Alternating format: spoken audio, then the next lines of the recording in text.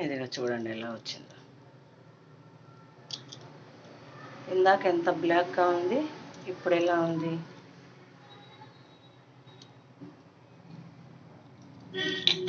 ఇందాక మీకు చూపించాను కదండి, ఇదిగో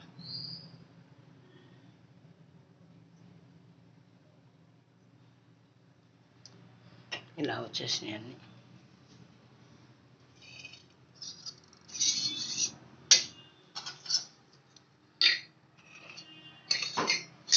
ఇవన్నీ ఇలా తోమేయడం నీట్గా వచ్చినాయి. దేవుడి దగ్గర సామాన్లు చాలా, ఇవన్నీ ఎండి వస్తువులేనండి. ఇవన్నీ నీట్గా వచ్చినాయి తోమితే.